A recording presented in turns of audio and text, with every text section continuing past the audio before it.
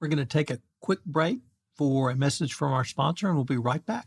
Welcome to the Innovation and Compliance Podcast, part of the Compliance Podcast Network. Join us every week as we talk with industry innovators who are making compliance to help business run more efficiently and, at the end of the day, more profitably. Here's your host, Tom Fox. Hello, everyone. This is Tom Fox, back for another episode. And today I'm thrilled to have back with me Vera Cherepanova. Vera is a compliance professional practicing in really all of Europe, and I've had her on the pod a couple of times. She's a well-known commentator in the compliance community, and she recently wrote an article for the FCPA blog that I found extraordinarily interesting, entitled "European Banks Are Behavioral Risks Pioneers, Period. No, Really." It was really intriguing. I asked her if she would come on the pod and talk about it, and she graciously agreed to take some time. So Vera, first of all, with that incredibly long-winded introduction, welcome back to the podcast. Thank you. The introduction was great, and I'm happy to be back. So maybe we could start with what interested you or what led you to write this article? All right. Well, that's a great opening question. It's not only you who found this topic and the article intriguing and interesting. I also found this topic very interesting when I first delved into that half year ago. I would need to say that as a standard line of business, we don't have much to do with financial institutions as such, with banks or insurance companies. Studio Etica, the consultancy which I'm running, the ethics and compliance consultancy, most of the time we work with real sector and with many industries like telecoms and defense and manufacturing, retail. But we rarely have engagements with banks. But last year, I did some webinars with people from banking here in Europe, specifically with people working in the UK in the banking industry. This topic came up, and I started to delve into that, and I started to look into that because I found it absolutely fascinating and quite innovative, and it turned out to be so. Both sides of the Atlantic, we've seen banks have a series of issues and challenges, really starting with a financial crisis back as far back as 08, 09, but moving forward through a series of different regulatory challenges that I think you and I have really chronicled in our various writings. So what do you really see, or what have you seen as some of the behavioral risks in the banking sector? So the behavioral risk, the question was, is it like kind of a specific behavioral risk to financial industry? I would rather say that behavioral risk is more or less always the same. The thing which we care about in compliance is more or less the same everywhere, in every company or every industry. The behavioral risk of the employees doing something which can lead to unwanted outcomes, to poor outcomes for the organization, for the employees themselves, for the customers, for the broader public, etc., etc.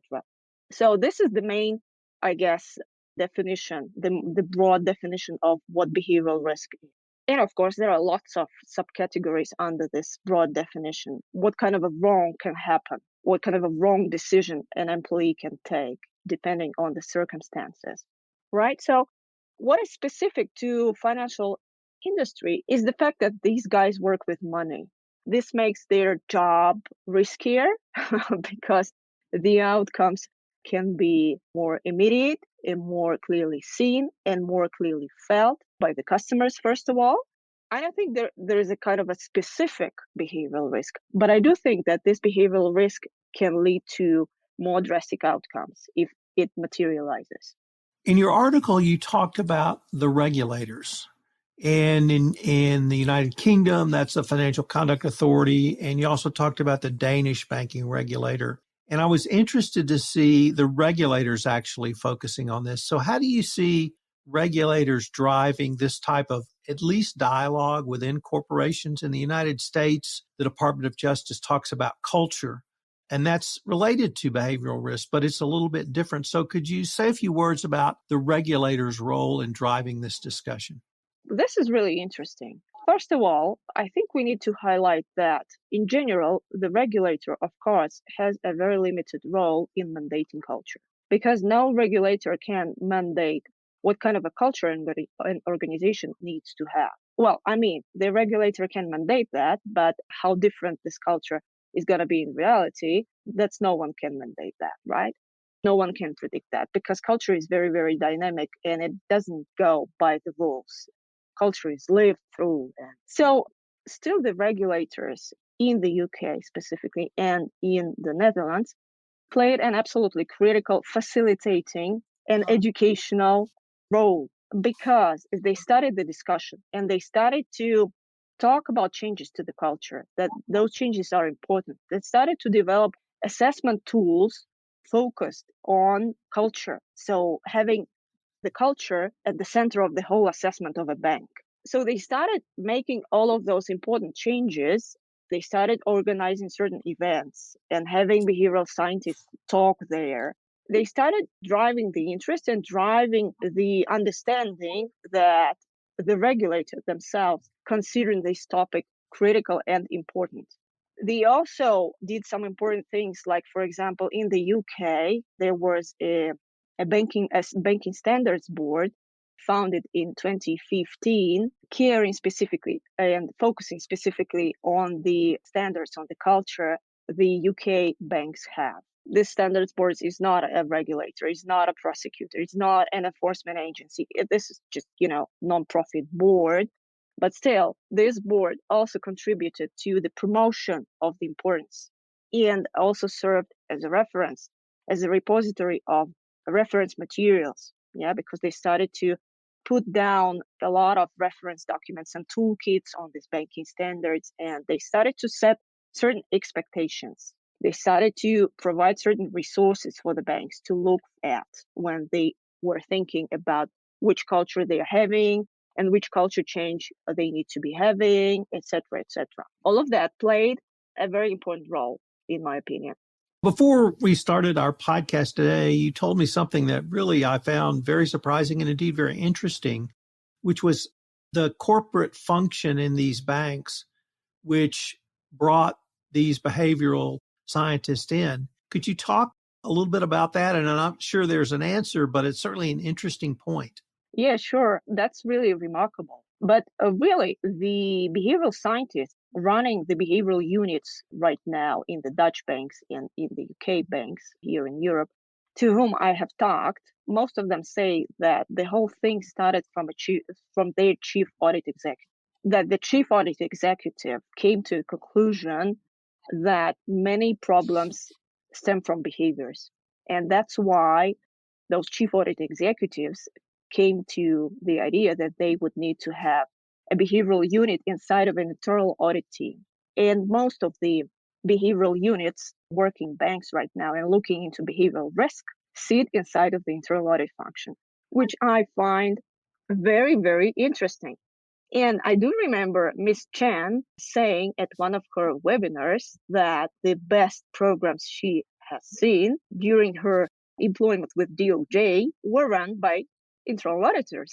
So I guess there are no coincidences here, right? No, seriously, I don't know what to say. Is it good? Is it bad? But this is certainly interesting. I certainly agree with that. I'd now like to turn to part of your blog post where you talked about some of the practical steps the behavioral scientists were doing to help assess behavioral risk. And I was wondering if you could maybe walk us through those, because I think it really gives the compliance professional some pretty good ideas about how they might be able to start having this dialogue in their company as well. Yeah, before we turn to that, I need to make a certain disclaimer, because the challenge with applying behavioral science is the following. Behavioral interventions do not always work. And before you start having some behavioral science in your company, it is absolutely critical to have a common understanding that certain behavioral interventions won't work, right? And it's not easy because in our corporations, we are very much used to results-driven things. So we always want sales to grow, costs to fall, etc., etc. So we want the graphs and the numbers going down, the things which we want to have going up, the things which we don't want to have going down, etc., etc. And this is not so straightforward. So going back to your question, Tom, regarding the practical things, well, everything they do is very practical.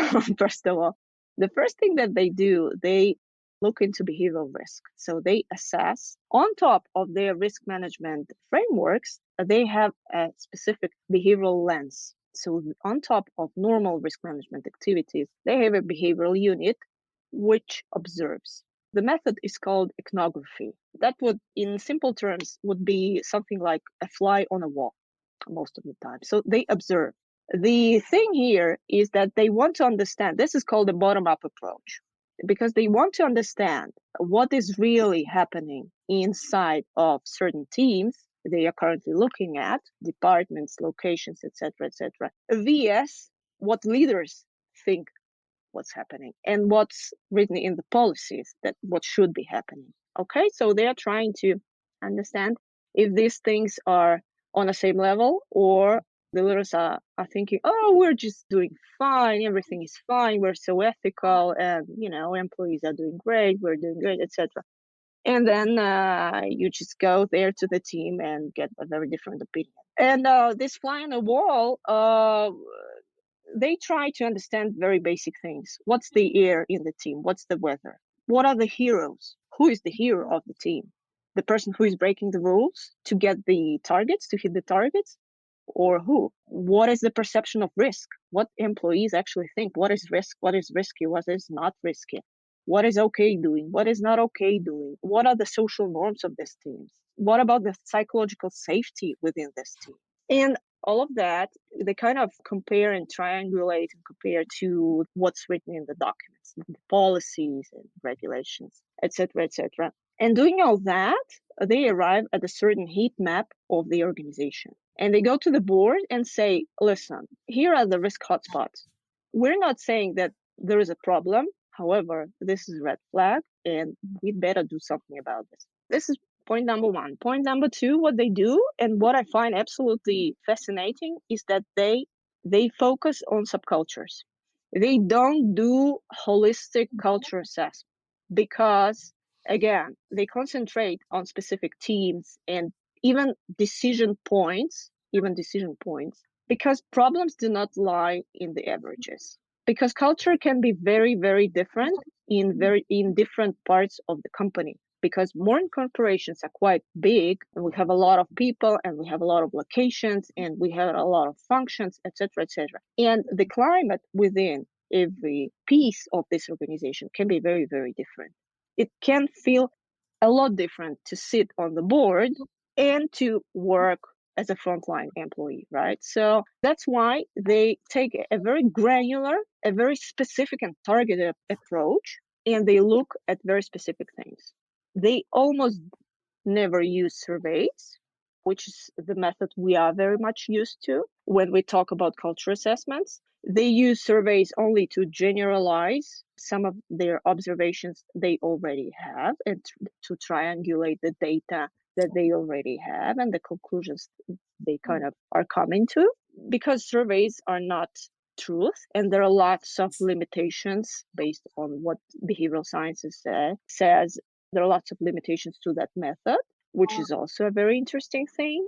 And they do a lot of behavioral change interventions if they want to change something in a decision process, if their subculture audit has revealed certain risk, and the heat map with behavioral risk says that this is the risk hotspot. So they have special behavioral interventions, how they work to change what's not working in the best way, which is not bringing potentially the best outcome. And here they work with organizational networks. Here they change the choice infrastructure. Here they do nudging and sludging, a lot of interesting things, which are all, again, very, very practical, but a small but, what I said at the beginning, not all behavioral interventions work. Yeah, so when we start doing that, we need to keep this in mind, that some of the behavioral interventions would need to be recalibrated because they won't work as we planned. You mentioned Wei Chen and her remarks about having a chief audit executive or someone with that professional training as a chief compliance officer. I've heard her speak as well, and she's also talked about using behavioral scientists as a part of your compliance team. So I wanted to maybe use that as a lead-in to Do you think some of the strategies and tactics that you've seen banks use, that we might be able to move those to non-bank companies or, non-financial institutions? Is this something that we can look at, study, and perhaps replicate in other industries as well? Absolutely. Absolutely. Well, that's the main reason I was writing this article in the first place. By the way, I'm planning to write a little bit more about all of that, specifically about the things we just discussed, about looking into the behavioral risk and looking into subcultures, et cetera, et cetera. The goal which I'm pursuing here is absolutely educational and spreading the word and diffusing the information. I think we all in a compliance profession, regardless of the industry we are in, we need to have a better insight. We need to have more information about what these people are doing and the methods they are applying. Subculture audits. Does it apply to any industry? Yes, of course, it does. It does. Looking into behavioral risk on top of a risk management framework, does it apply to any industry? Yes, it does. So yeah, I would say absolutely. Of course, this is not going to be, copy and paste, because financial industry has its own specifics. They work with money. They are very, very technologically savvy and a lot more advanced. So they all have those cryptocurrencies and I don't know what these days. Many banks right now have voice surveillance and context surveillance, etc., etc. Very specific software tools, which other organizations don't have, but still on a conceptual level, on a framework level, on a general approach level, there's a lot to learn. Well, that really sounds like not only something very interesting for you to study, but it's going to be something very interesting for the rest of us to consume from an educational perspective. So I'm greatly looking forward to your next article on this. Unfortunately, we're near the end of our time, but before we go, I wanted to ask you if anyone wants any more information on the topics we've talked about today. We're going to link to the FCPA blog, but if they wanted to get in contact with you, for instance, what might be the best way to do so? There is a very informative and insightful webinar channel. I don't know, YouTube. That's on YouTube channel. Okay, with the webinars done by the Federal Reserve Bank of New York, which is called Banknotes. That's a series of webinars looking at changing banking culture to a more ethical culture from very different angles. So they talk about diversity and inclusion. So they talk about ethics, behavioral sciences, etc., etc. So they talk about the changes brought by the pandemic, by remote work, etc. What this has to say about the changes to the culture and how we're dealing with all of that, psychological safety included, etc. So I find it absolutely fascinating. Also, yes, as I've already said, I'm planning to write a little bit more on this. If you want to read what I write, the best solution here is to follow me on LinkedIn, because I'm always posting everything there. So the best option would be just to make friends on LinkedIn. Well, Vera, I wanted to thank you for taking the time to visit with me again. The article on the FCPA blog, I think, generated a lot of attention and a lot of conversations. And so I look forward to perhaps you and I continuing this conversation as well. Gladly. I'd love to. Thank you so much for having me. If you want to stay up to date on the latest innovations in compliance and help your business run more efficiently, subscribe to this podcast and help spread the word by leaving a review.